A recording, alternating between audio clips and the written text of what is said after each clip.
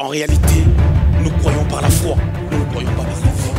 Ce qui veut dire, lorsque nous sommes en train d'adorer Marie, nous sommes voilés. Marie mérite le respect comme toute personne qui a reçu le manteau de Dieu, comme toute personne qui a reçu l'appel du Seigneur. Ça s'arrête là. La personne qui doit être adorée, c'est la personne de Jésus-Christ qui mérite l'adoration.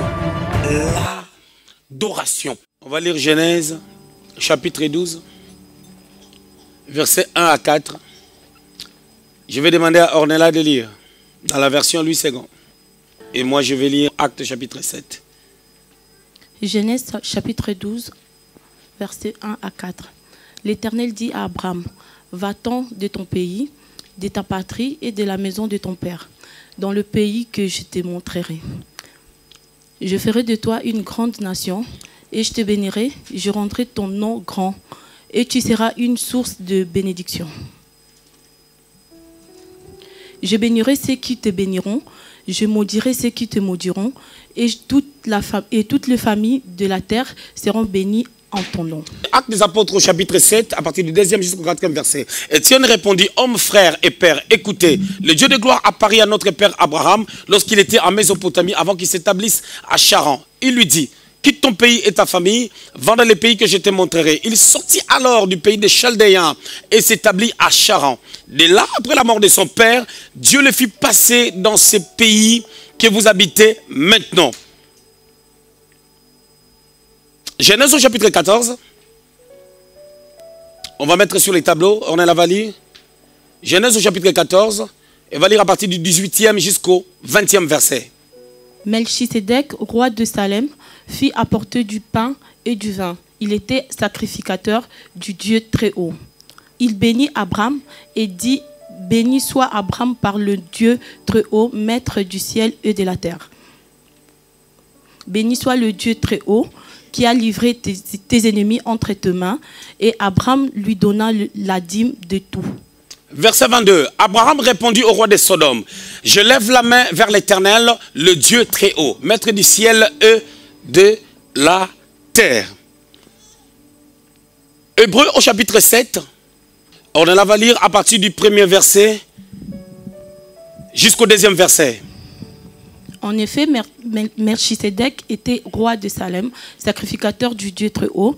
Il alla au-devant d'Abraham lorsqu'il revenait de la défaite de roi. Il bénit et Abraham lui donna la dîme de tout. Il était d'abord roi de justice, d'après la signification de son nom. Ensuite, roi de Salem, c'est-à-dire roi de paix. Verset 3. Il est sans père, sans mère, sans généalogie. Il n'a ni commencement des jours, ni fin de vie.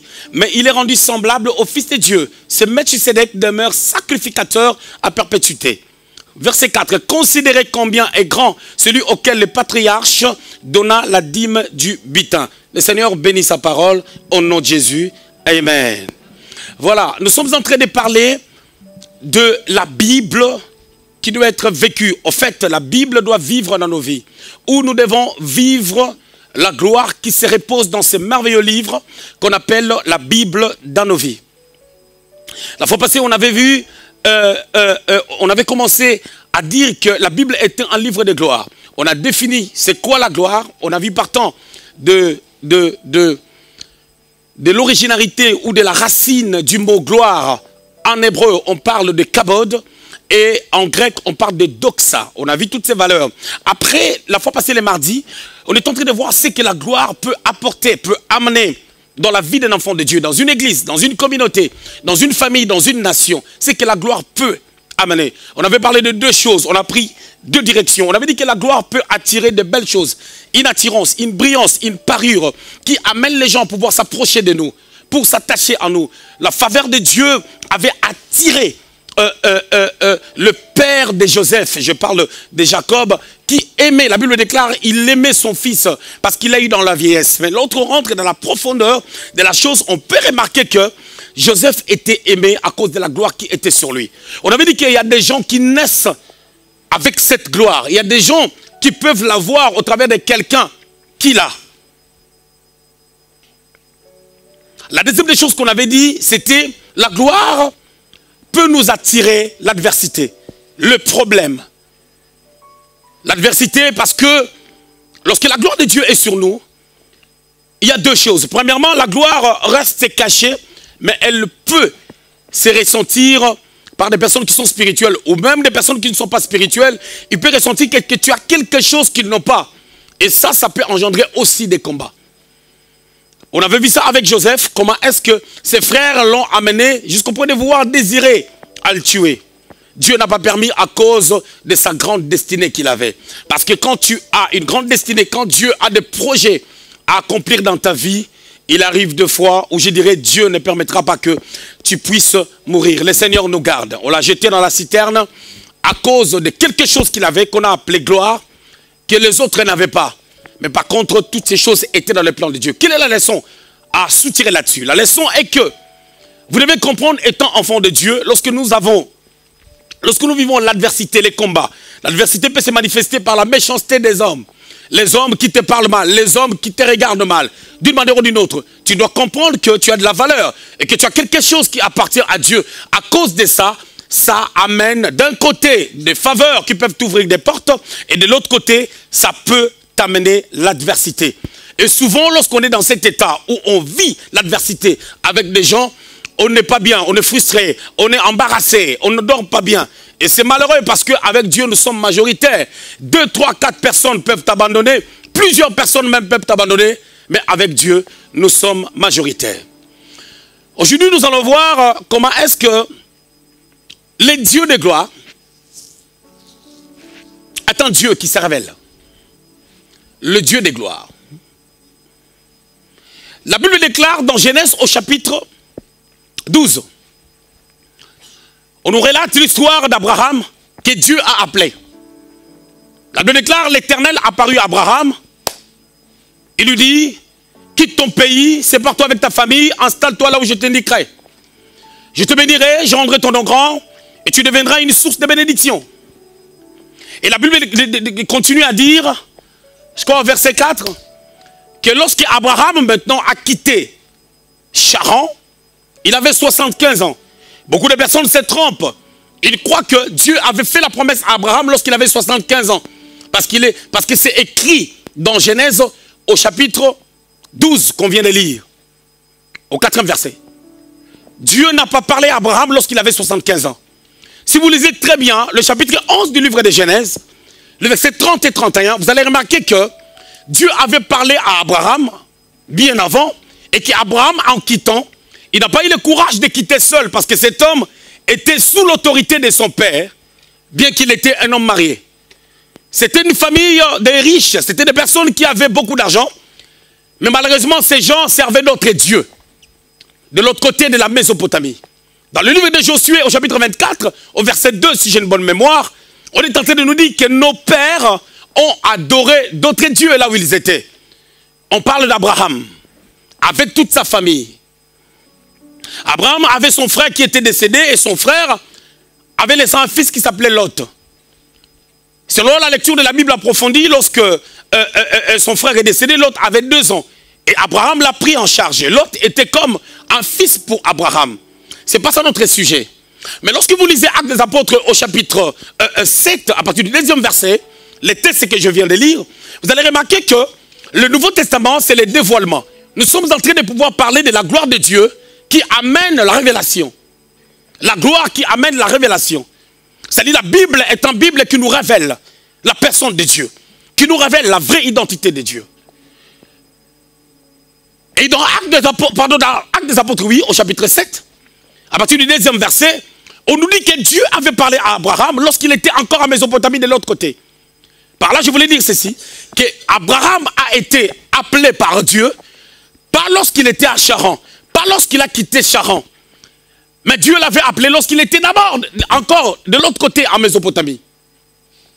Mais sauf que lorsque les hommes sont appelés par Dieu, lorsque Dieu appelle les hommes, souvent nous traînons le pied, souvent on prend le temps de répondre à la prière de Dieu à cause des réalités.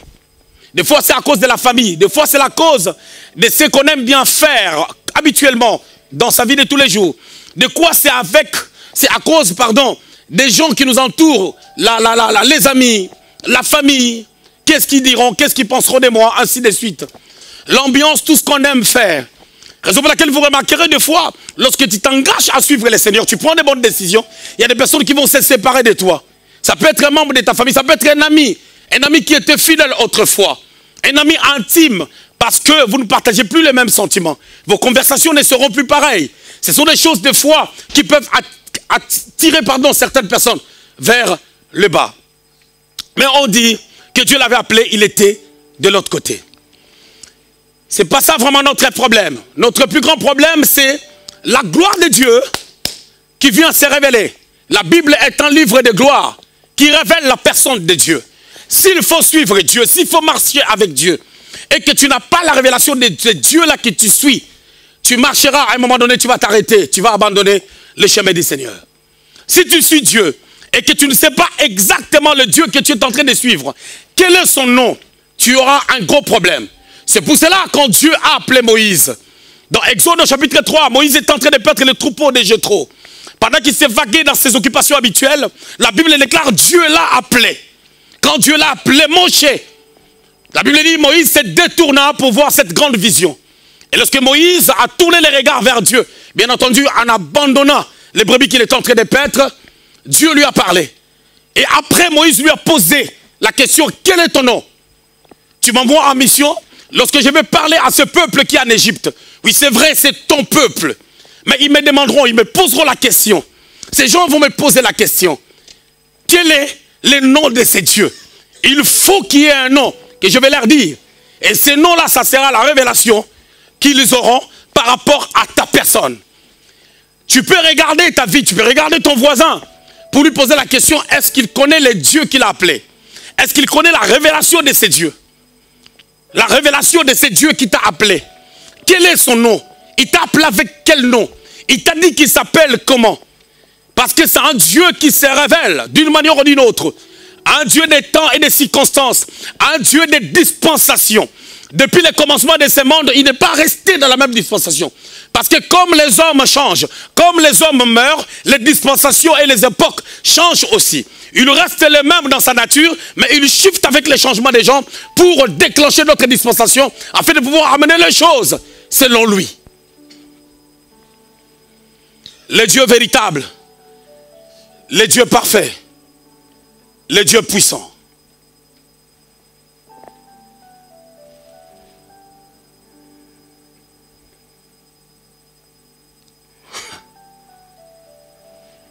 Il dit, il appelle Abraham. Abraham ne connaissait pas son nom. Écoutez, depuis Genèse, au chapitre 1er, la Bible dit au commencement, Dieu créa les cieux et la terre. Le mot utilisé, c'était Elohim, vous le savez, qui imprime la pluralité des dieux. Un seul Dieu qui se révèle en 3 dimensions, dont le Père, le Fils et le Saint-Esprit. Mais la problématique est que il a pris Adam et Ève. Au chapitre 2, il les a placés dans les jardins. Et quand il les a placés dans les jardins, Adam et Ève, ils conversaient avec Dieu, ils parlaient avec Dieu, ils marchaient avec Dieu. Quelle est la révélation qu'ils avaient de Dieu? Dans Genèse au chapitre 4, on nous parle de Caïn et Abel. La Bible déclare ces deux gars avaient pour parents Adam et Ève. Il y a Caïn qui était laboureur et Abel était un berger. Abel a offert un sacrifice qui a plu à Dieu, pendant que son frère Caïn a offert aussi un sacrifice des fruits de son champ, mais ce sacrifice n'a pas plu à Dieu. Mais quelle était la révélation du nom de Dieu dans leur vie? Il n'y avait pas de révélation. Dieu appelle Noé, la 3e dispensation, le gouvernement humain. Genèse au chapitre 6 au verset 8, la Bible dit, Noé trouva grâce aux yeux de l'Éternel. Dieu lui dit, construis l'arche. Au chapitre 7, tu dois bâtir l'arche, parce que je vais envoyer l'eau de déluge, je vais détruire toute chair, toute personne qui vit sur la terre, à cause du péché qui avait atteint son comble. Mais Dieu n'a pas donné son nom à Noé. Et Noé ne lui a pas aussi posé la question, comme Abel ne lui a pas posé la question. Quel est ton nom? À l'instar de Moïse qu'il a fait. On continue l'histoire. Noé sort du jardin, ils étaient à 8. Avec ses 3 enfants qui étaient mariés, ça fait 6. Noé et sa femme, ça fait 8. Genèse au chapitre 9, au verset 1er, la Bible déclare ceci. Dieu bénit Noé et ses fils. Raison pour laquelle, lorsque Noé voulait maudire son fils Cham, ça n'a pas marché parce que Cham, sur lui, avait la bénédiction de Dieu. La bénédiction de Dieu s'est reposée sur Cham. Alors, quand on l'a maudit, ça a raté. Ça a pris son fils. Parce que lorsque tu as la bénédiction, en d'autres termes, lorsque tu as la gloire de Dieu, il sera difficile à quelqu'un de pouvoir enlever cette gloire. Il n'y a que toi-même qui peux ouvrir tellement de portes dans ta vie pour que cette gloire ne puisse servir à rien. Pour que tu puisses vivre ikabod, l'absence de la gloire. Mais lorsque Dieu a béni Noé, Noé ne lui a pas posé la question quel est ton nom comme Moïse l'a fait. Ça c'était la 3e dispensation. Et à la 4e dispensation, Dieu appelle Abraham. Vous savez, entre la 3e et la 4e dispensation, il y a eu un homme qui s'appelle Nimrod. Vous savez tout ce qu'il a fait. La tour de Babel. Vous savez, la tour de Babel, c'est une image que nous voyons. Mais ce qui est derrière la tour de Babel, c'est toute une civilisation qui était bâtie au travers des mentalités, des caractères qui s'opposaient vigoureusement à Dieu, qui s'opposaient à la puissance de Dieu, qui s'opposaient à tout ce qui était Dieu, à tout ce qui pouvait parler de Dieu. Et on peut remarquer que cette génération était bafouée. Sem, le fils de Noé, qui était béni par Noé, commençait à développer une culture d'adoration. Mais ça a été éteinte. Pourquoi? Parce que même ses descendants étaient entraînés par ces vents-là de Nimrod. Nimrod était le bâtisseur de plusieurs villes, en l'occurrence Ninive, la Mésopotamie, toute cette contrée d'Orient. Les gens qui sont partis habiter même dans les endroits où Nimrod avait bâti, parce qu'il était un architecte, ont commencé à adorer d'autres dieux, sous les penchants de la mentalité ou de la culture, ou de l'occultisme que Nimrod a pu imposer dans cette génération. Et c'est par ricochet que Dieu appelle Abraham. Lorsqu'il appelle, il était encore en Mésopotamie. Dieu appelle les gens quand ils sont dans les ténèbres. Quand tu es dans les ténèbres, Dieu t'appelle. Mais comme tu n'as pas le Saint-Esprit, il ne te touchera pas par le Saint-Esprit, il te touchera par la conscience. La conscience, c'est une partie de Dieu qui est restée dans l'homme après la chute. Et Dieu touche les gens par la conscience. Et Dieu parle aux chrétiens par la conscience et par le Saint-Esprit. Il est malheureux de voir un chrétien qui manque de conscience. C'est très très dangereux. Alors quand Dieu appelle Abraham, il est encore de l'autre côté. Il répond à l'appel à sa manière. Il sort avec son père, ils partent à Charan, ils ont perdu le temps. Les commentateurs ont dit que lorsqu'il avait quitté la Mésopotamie, il avait la trentaine. Il a quitté, il a perdu le temps à Charan jusqu'à la mort de son père. Certaines personnes, pour qu'ils écoutent la voix de Dieu, il faut qu'il y ait la disparition de certaines personnes. C'est pour cela que quand Dieu appelle quelqu'un, la gloire de Dieu fait en sorte que certaines personnes puissent s'éloigner de toi parce que la gloire est claire, la gloire illumine. Et quand tu seras illuminé, les ténèbres qui sont à côté de toi vont sentir cette lumière. Et la lumière va éclairer toutes ces personnes, va éclairer tout autour de toi. Et ces gens-là qui n'aiment pas la lumière vont s'écarter de toi. Parce que sinon les ténèbres qui sont en eux vont se manifester, vont être dévoilées. Mais toi tu ne comprends pas quand les gens s'éloignent de toi. Et quand il appelle Abraham, vous allez remarquer la même chanson continue. Abraham ne connaissait pas son nom. Abraham adorait d'autres dieux. Josué 24, verset 2. D'autres dieux, la pluralité des dieux. Les dieux de feu, les dieux soleil, les dieux Moloch, les dieux Baal, les dieux Astarté. Tous ces dieux-là, Abraham les adorait avec sa famille. Mais il y a un Dieu qui m'appelle. Et ce Dieu-là qui m'appelle, il est qui? Son nom c'est qui? Quand tu connais le nom de Dieu qui t'a appelé, Dieu peut se révéler à quelqu'un comme Jéhovah Shalom. Et quand il te parle de son Shalom, il te parle de sa paix. Peu importe le problème que tu auras, tu vas demeurer sur cette pierre qui est Jéhovah Shalom. Tu resteras dans la paix parce que Dieu t'avait dit que moi je suis Jéhovah Shalom. Et toutes ces personnes ont travaillé avec Dieu, ils ne connaissaient pas le nom de Dieu. Et Dieu, par son amour, avec Abraham, c'était la 4e dispensation, la dispensation de la promesse.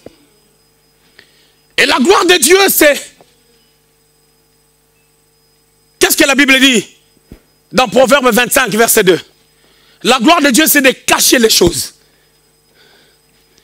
Et la gloire des rois, c'est de sonder des choses. Les rois, c'est toi, c'est moi. Mais la gloire de Dieu, c'est de nous cacher des choses pour que nous puissions le sonder. Et quand nous allons le sonder, nous aurons la capacité de pouvoir connaître que ces choses qui sont cachées. Nous parlons bel et bien de la Bible, un livre de gloire. Et la gloire de Dieu révèle ce que Dieu cache. Même Abraham, quand il est venu, il n'a pas eu l'intention de savoir quel est le Dieu qu'il a appelé. Tellement qu'il ne connaissait pas le Dieu qu'il avait appelé, lorsqu'il est parti en Égypte, dans Genèse au chapitre 12, quand il y avait la famine, il a fait la même chose selon les exigences de Dieu qu'il adorait de l'autre côté. Il a pris sa femme, il a donné à une autre personne. C'était leur pratique de l'autre côté. Parce qu'il n'avait pas la révélation exacte de ces dieux. Quand tu as la révélation de ton Dieu, il y a certaines choses que tu ne feras pas. Et quand nous parlons de Dieu, nous parlons de celui qu'on considère, celui qui est élevé, celui qui est considéré, le créateur, la source de ta vie. Alors, autrefois, quand tu étais ténèbres, la source de ta vie, c'était tes sentiments, tes émotions, ton caractère. Et quand tu deviens enfant de Dieu, si tu n'as pas la révélation du Dieu qui t'a appelé, tu agiras toujours selon la même manière, dans la colère, dans la jalousie, dans la haine.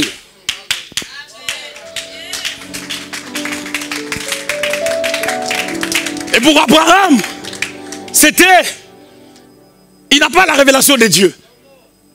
Donc quand on n'a pas la révélation de Dieu, on ne sait pas comment marcher avec lui. Il donne sa femme.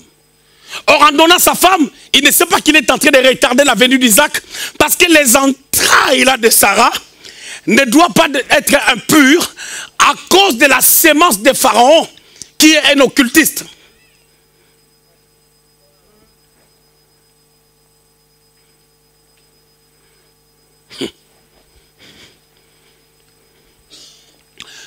Genèse, chapitre 14. Abraham était vainqueur des rois.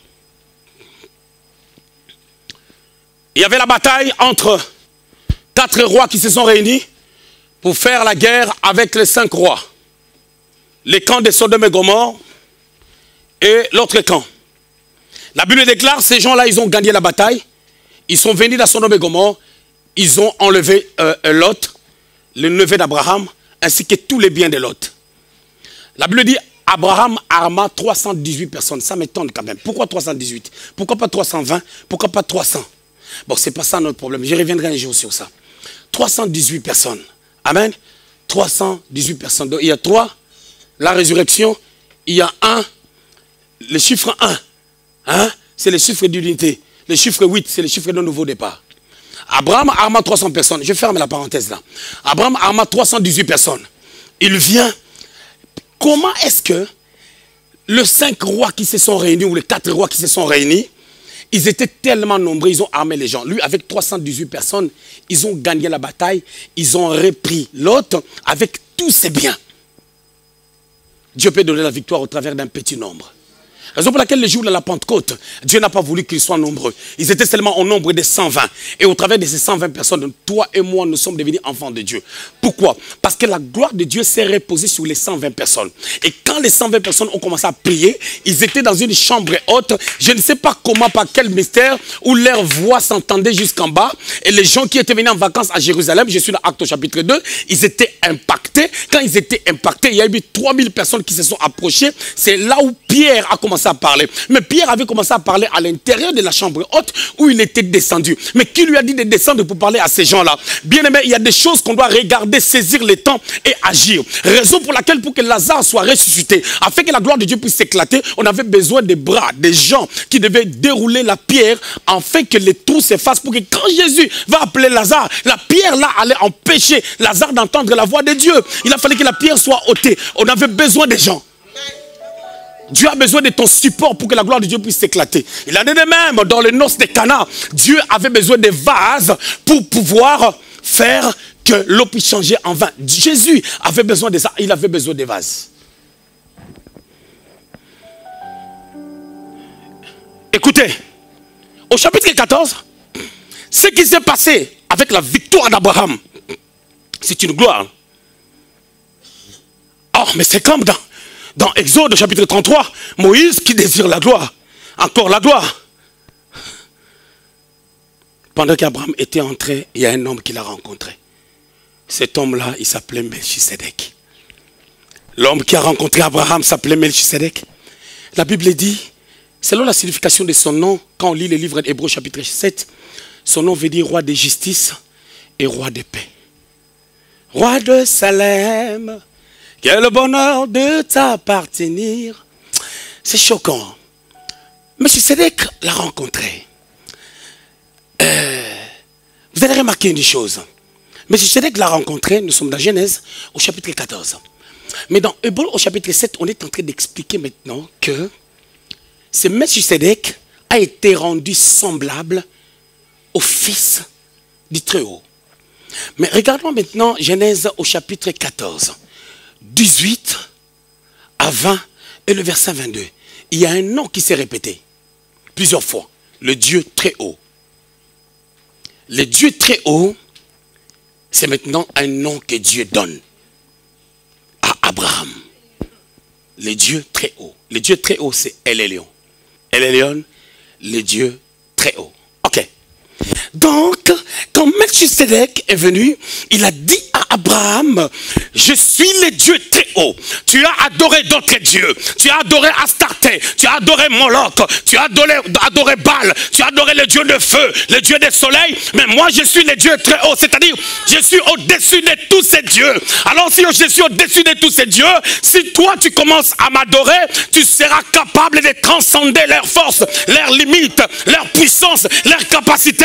Et tu seras là pour frayer un chemin afin que tes descendants puissent habiter dans cet endroit. Là, Dieu se révèle.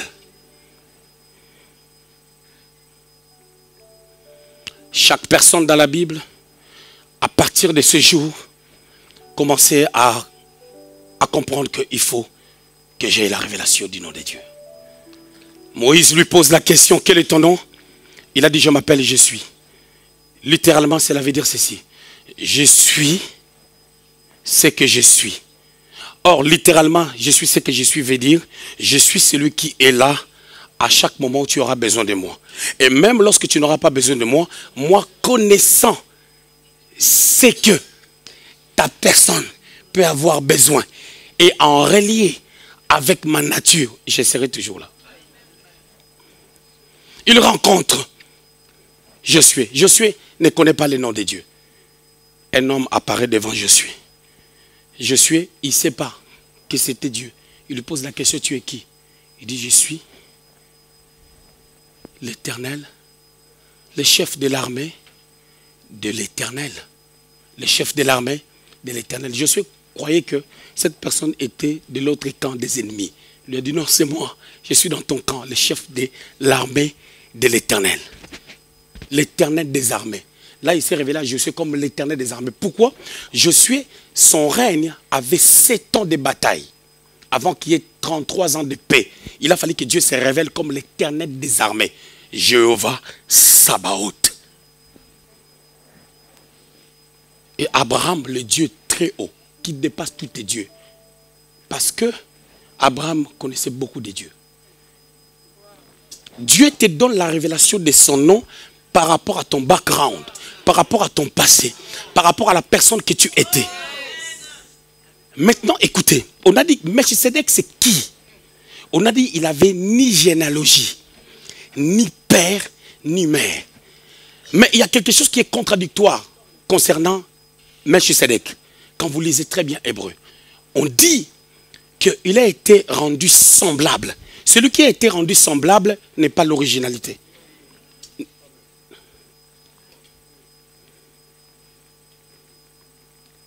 Il a été rendu semblable au Fils de Dieu. En réalité, on dit, en d'autres termes, il a été rendu semblable à Christ, le Fils de Dieu.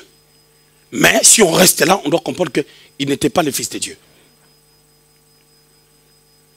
Mais quand vous lisez Hébreux au chapitre 7, je crois au 4e verset, on dit, ce Melchisedec reste sacrificateur à perpétuité. Mais qui est sacrificateur à perpétuité, non pas selon l'ordre d'Aaron, mais selon l'ordre de Melchisédek. Et par là maintenant, nous pouvons avoir la révélation que la personne de Christ s'est présentée à Abraham, parce que tous les gens qui sont venus avant Abraham, personne n'avait la révélation de Dieu. Et Philippe, dans Jean 14, pose la question à Jésus, montrez-nous les pères. Jésus a dit, je ne peux pas te montrer les pères, je ne peux pas vous montrer les pères. Celui qui m'a vu, la gloire qui est en moi, lui amènera à connaître les pères. Donc en me voyant seulement, tu as vu les pères. Je vais venir là. Il a été rendu semblable. Je te donne le cadeau. Si toi tu veux rester là, il a été rendu semblable, c'est bon. Mais si tu crois que ce Melchisédek demeure sacrificateur à perpétuité, là tu vas encore plus loin. Et on voit que le Fils de Dieu, son heure n'était pas venue. Il est sorti de l'éternité afin de rencontrer Abraham en chemin. Parce qu'il n'avait ni père biologique, ni généalogie. Parce que la généalogie dont on parle dans Matthieu, généalogie de Jésus qui remonte d'Abraham, en réalité, cette généalogie, elle est fausse. Parce que la sémence du Seigneur est venue par la puissance du Saint-Esprit. Et cette généalogie, c'est une généalogie terrestre. Et sur le plan terrestre, qui n'avait pas de généalogie, c'est Jésus. C'est pour cela qu'il a dit à sa mère, lors des noces de Cana, qu'y a-t-il entre toi et moi, femme? Il voulait commencer le ministère, il ne pouvait plus l'appeler mère. Et à la croix, quand il rentrait dans la gloire du Père, il a dit à Jean, femme, voici ton fils et fils, voici ta mère. C'est pas moi. Parce que moi, je n'ai pas la généalogie. Raison pour laquelle la Bible déclare ceci, dans Jean chapitre 3, verset 8. Celui qui est né de nouveau est comme un vent. Et celui qui est comme un vent, le vent n'a pas de père, le vent n'a pas de généalogie, parce qu'on ne sait pas d'où il vient, où il va. Quand tu deviens enfant de Dieu, tu ne peux plus se comporter comme les gens de ta famille, comme ta coutume, comme vos mentalités. Tu ne peux plus vivre selon vos mentalités. Oh, nous sommes comme ça. Vous êtes comme ça, hein? Merci. Mais il demeure sacrificateur à perpétuité. Et il a fait de nous, Apocalypse chapitre 1, verset 6, un royaume de sacrificateurs. Alors quand j'entre dans ce mystère, je peux ne plus avoir la généalogie. Hein. Moudra cabro cassé. Parce que je suis un vent, ma généalogie c'est quoi? Quel est le père du vent? Tu ne m'as pas compris. J'étais en train de poser une question. Quel était le père du vent? Et qui est sa mère? Je reviens. Quand Melchisédek rencontre Jésus, quand il les rencontre,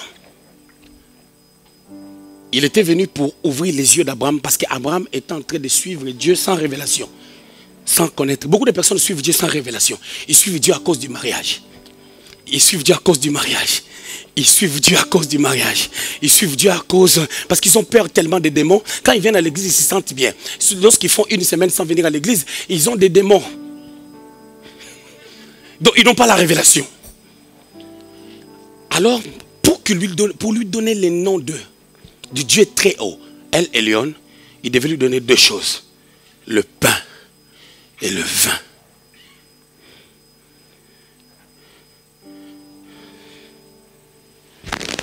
À ce temps, le Saint-Esprit n'était pas encore venu. La Bible déclare, Jésus dira, lorsque le Saint-Esprit que le Père vous enverra à mon nom, la venue du Saint-Esprit ne peut pas être là sans le nom de Jésus. Il a dit, lorsque le Père enverra le Saint-Esprit à mon nom, et quand Melchisédek s'est présenté comme Christ, il est venu, qu'est-ce qu'il a fait? Il a donné le vin, l'image du Saint-Esprit. Mais qu'est-ce qu'on a dit sur le Saint-Esprit? Dans Genèse 14, verset 26, lorsque le consolateur, l'Esprit Saint viendra, il vous enseignera toutes choses. Et Abraham, maintenant, devait recevoir l'enseignement au travers de ce vin du Saint-Esprit. Il devait recevoir l'enseignement pour savoir qui était Dieu. Raison pour laquelle il a compris que Dieu était El Elyon, le Dieu très haut. Je vais y arriver. Maintenant, on lui a donné le pain. Le pain, c'est la parole. Je suis le pain de vie. Et cette parole qui était au commencement, c'est Jésus. Lorsque Abraham a pris le pain et le vin, il a compris que Dieu était El Elyon, au-dessus de tous les dieux qu'il a pu adorer. Ok, Abraham a compris. Et quand Abraham a rencontré les vrais dieux, il a dit, le Dieu qui m'a donné la révélation de sa personne, le Dieu qui m'a fait voir sa gloire, qu'est-ce que je dois faire? Abraham a eu l'intention de dire, il faut que les 10% de tout ce que je recevrai puisse lui revenir. La Bible dit, Abraham donna la dîme de tous ses revenus. Quand tu as la révélation exacte de Dieu, ça te poussera à une mentalité. Mon enseignement aujourd'hui, ce n'est pas concernant la dîme. Mais je voulais faire comprendre aux gens que quand tu as la révélation exacte de Dieu, tu vas faire des choses contraires à ce que les gens font. Personne n'avait donné la dîme avant cela. C'est Abraham qui était l'investigateur de la dîme. Jacob, lorsqu'il avait rencontré Dieu, il avait promis à Dieu que je te donnerai la dîme. Quand il était dans la gloire, il avait oublié ça.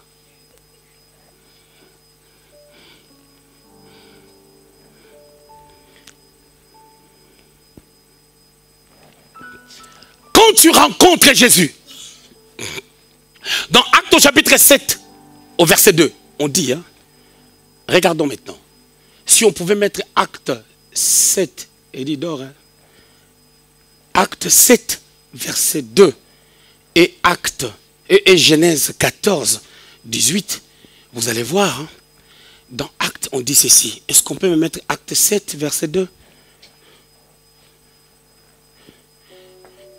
Étienne répondit, homme, frère et père, écoutez, le Dieu de gloire a apparu à notre père Abraham. Mais dans Genèse, on ne parle pas de Dieu de gloire, on parle de El Elyon. Le Dieu très haut. C'est Dieu-là qui est au-dessus de tout. C'est lui le Dieu de gloire. Et quand sa gloire vient en nous, on va sentir la présence du Saint-Esprit dans ta vie et on va sentir la connaissance de la parole. Cette connaissance de la parole et la présence du Saint-Esprit t'amèneront à un shift, à un changement. Tu ne vas plus fonctionner comme tout le monde. Tu ne vas plus agir comme tout le monde. Tu ne vas plus réfléchir comme tout le monde. Tu vas sortir avec ta propre révélation. Comme la femme à la perte de sang, elle avait sa propre révélation. Jamais personne n'était guéri au travers de la toucher de vêtements. Elle a créé quelque chose parce qu'elle avait vu la parole était en train de passer. Le pain était en train de passer. Le vin était en train de passer. Et quand Melchisedec est venu devant Abraham, la deuxième des choses qu'il a fait, après avoir lui donné le Saint-Esprit et la parole de Dieu, la deuxième des choses, il a donné à Abraham la Sainte Seine.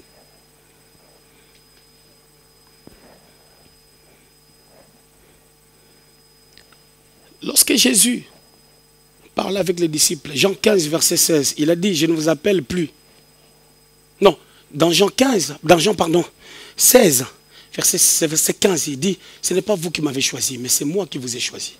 Après, il les avait dit que je ne vous appelle plus mes serviteurs, mais je vous appelle mes amis. Alors, Abraham, l'ami de Dieu, il a pris la Sainte Seine, comme les disciples, avant l'arrestation du Seigneur, pour qu'ils deviennent les apôtres, ils ont pris la Sainte Seine avec le maître. Et le maître avait dit, faites ceci en mémoire de moi. Mais Melchisedec est venu. Il lui a donné la Sainte Seine. Or, la Sainte Seine, c'est la dimension qui parle de la mort et de la résurrection du Seigneur.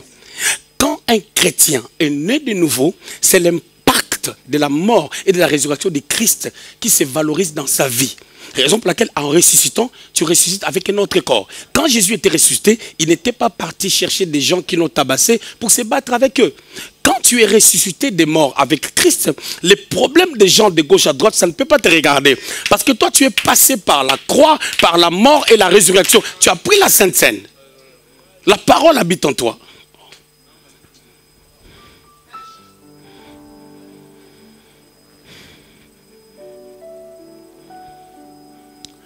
Et à cette dimension, tu dois sortir avec une révélation du nom de Dieu. Pour Abraham, c'était El Elyon. Et El Elyon, là, c'est le Dieu de gloire. Et pour toi, quelle est la révélation que tu as? Moi, quand Dieu m'a appelé, il m'a donné 2 versets. Hébreux 12, 14. Il a dit, recherchez la paix avec tous et la sanctification, sans laquelle personne ne verra le Seigneur. Recherchez la paix avec tous.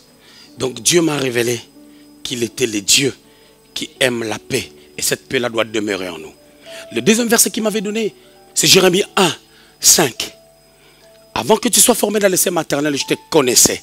Raison pour laquelle à chaque fois que je marche, je n'ai pas besoin de l'approbation de quelqu'un pour croire à mon appel. Parce qu'il y a un Dieu qui m'a connu avant que je le connaisse. Un Dieu qui m'a épargné de beaucoup de choses avant que je puisse le connaître. Alors ça met la certitude en moi. En progressant avec Dieu, Dieu s'est révélé en moi comme la star des stars. L'homme le mieux chanté, l'homme le mieux célébré, l'homme le mieux connu, l'homme le mieux adoré. Et j'ai compris par cette révélation que Dieu m'a appelé à amener les gens qui sont au bas de l'échelle à pouvoir grimper des échelons pour atteindre une dimension où le monde entier va les regarder pour dire: vous faites partie du groupe de la star des stars. Comme il est connu, on vous connaîtra à cause de la position que vous allez occuper dans la société. J'ai la révélation de celui qui m'a appelé. Raison pour laquelle, quand je marche la tête haute parce que j'ai la matière, j'ai la révélation de celui qui m'a appelé. Tu dois avoir la révélation de ton Dieu. Qu'est-ce qu'il t'a dit, Tamboué? Quelle est la révélation que tu as de sa personne, papy? Quelle est la révélation que tu as?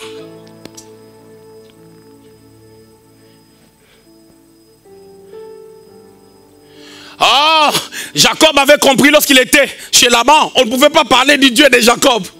Il a dit: si je n'avais pas pour moi les dieux de mes pères, les dieux d'Abraham et d'Isaac, si tu n'as pas la révélation de ton Dieu, accroche-toi à la révélation de mon Dieu. Et quand tu t'accroches à la révélation de mon Dieu, tu vas connaître comme moi j'ai connu. Et abrochotorobo sabra. Je ne veux pas que vous détruisez les dogmes. Asseyez-vous. On est des papas. On ne veut pas que vous vous embrouillez beaucoup. Attendez d'abord. Et ça va venir après. Il faut que je donne un dernier passage parce qu'on m'a signalé là-bas, il me reste 10 minutes. Donc là, j'ai 8. Écoutez. Écoutez maintenant. Regardez les derniers passages. Apocalypse chapitre 21, verset 23. Peps, come on. Apocalypse chapitre 21, 23. Lisez la parole de Dieu. On est là, va lire. On donne rapidement le micro. Apocalypse chapitre 21, verset 23. La ville n'a besoin ni du soleil, ni de la lune pour l'éclairer. Car la gloire de Dieu éclaire et l'agneau est son flambeau. La ville n'a pas besoin de soleil ni de la lune. C'est une pensée apocalyptique. Là, on parle de la nouvelle Jérusalem. Ok? Quand on parle de la révélation apocalyptique, on parle des choses liées au temps de la fin. C'est la dimension prophétique. On récupère ça, on amène ça dans la dimension apostolique pour poser ça dans nos vies. La dimension ecclésiastique. Et dans cette dimension, vous allez comprendre ceci, que lorsque la gloire de Dieu s'éclate et que tu reçois la révélation de sa personne, tu n'as pas besoin de cette lumière pour que tu sois éclairé. Cette gloire-là de Dieu, ça va t'éclairer parce que tu as bu du vin, tu as mangé le pain, ça te donne la révélation. Abraham a vu les lions. Et toi, tu dois savoir là où tu vas. Et plus tu vas avancer, plus tu vas connaître celui qui te suit. Je vais finir par Luc chapitre 24. Sur la route d'Emmaüs. Pendant que j'étais en train de marcher, Jésus était au milieu d'eux. Ils étaient en train d'expliquer à Jésus les choses qui se sont passées, les choses les concernant. Vous savez qu'est-ce qui s'est passé? Ils ne connaissaient pas. Quand ils sont arrivés dans le lieu à Emmaüs, Jésus prit du pain, il le rompit le pain. Ils ont compris que cette façon de rompre le pain, c'est le maître qui le fait. C'est celui qui avait apparu à Abraham. Il avait fait la même chose, il avait rompu le pain, il a donné. C'est celui-là, le jour de la Pâque, il avait rompu le pain, il nous avait donné. Ils ont dit, c'est le maître. Et quand ils ont vu c'est le maître, ils ont reçu une révélation de sa personne, mais c'était maintenant les ressuscités. Mais pour avoir la révélation de la personne de Dieu qui t'a appelé Tamboué, il faut que tu te laisses entre les mains de Dieu. Et comment se laisser entre les mains de Dieu? Tu dois abandonner les coutumes. Les coutumes, c'est quoi? Les coutumes, ce sont des mentalités, des vieilles mentalités. Ça bloque la révélation. Parce que tu es une ville qui doit être éclairée. Non pas par la lumière de ce monde, mais par la lumière qui émane du Saint-Esprit. À cause de ces dieux de gloire qui t'a appelé. Étienne, quand il a parlé de lui, au lieu de parler de El Elyon, lui, il a parlé de Dieu de gloire. À chacun sa révélation. D'autres personnes, la révélation de leur Dieu, c'est le Dieu de colère. D'autres personnes, Les diables les connaissent tellement. Ils sont sensibles. Dès qu'il y a quelque chose qu'ils n'ont pas aimé, dès qu'il y a une prophétie qu'ils n'ont pas aimé, dès qu'il y a une parole qu'ils n'ont pas aimé, dès que quelqu'un ne les salue pas, la révélation qu'ils ont reçue, on ne peut pas jouer avec moi. Moi, j'ai eu trop de problèmes dans mon passé. Et je suis sensible. Hein? Je suis sensible. Chaque chose qu'on me fait, moi, ça me touche. Hein? Je suis trop sensible. Ça, c'est la révélation de leur personne. Mais cette révélation-là, ça doit changer. Il faut que tu t'accroches au Dieu de ton Père. La révélation. C'est pas parce que je suis chrétienne que je dois supporter tout. Hein? J'avais envie de lui donner un coup. Hein? Franchement, quelle est la révélation? D'autres personnes, les révélations, c'est la sensibilité. Ne touchez pas, mais ouais. La révélation. Quelle est ta révélation? D'autres personnes, la révélation, c'est la peur. On m'a dit que j'ai l'appel de Dieu. Ça va commencer comment? Ils ont la révélation de la peur.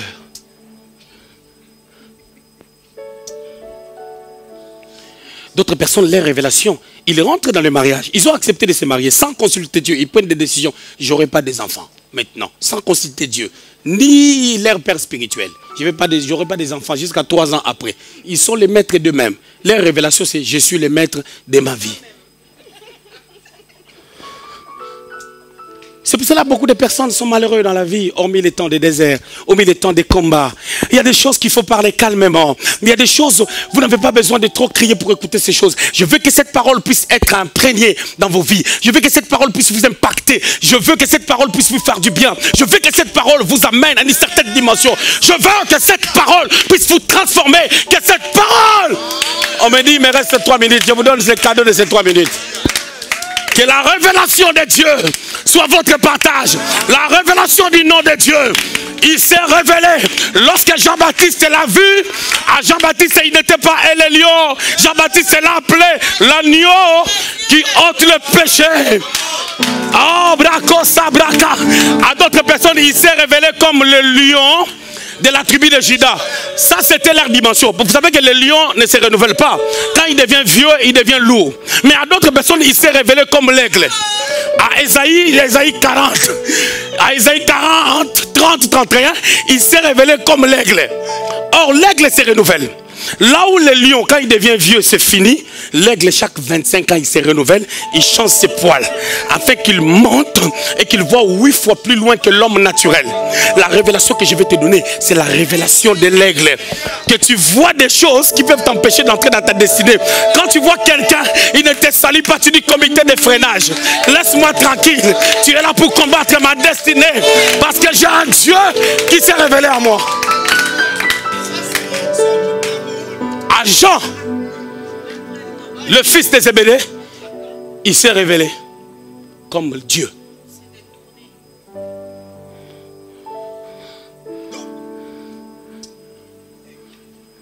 Je ne sais pas, toi, il s'est révélé comment. Vous savez, il y a des gens qui disent, moi, je suis comme ma mère, moi, je suis comme mon père. Oui. La colère de votre mère, ça s'attachera à toi. Il y a des personnes, hein, tu peux venir voir la personne, tu manges, tu bois, même des héros, il ne te donnera pas. Quelle révélation tu as? Je m'arrête là.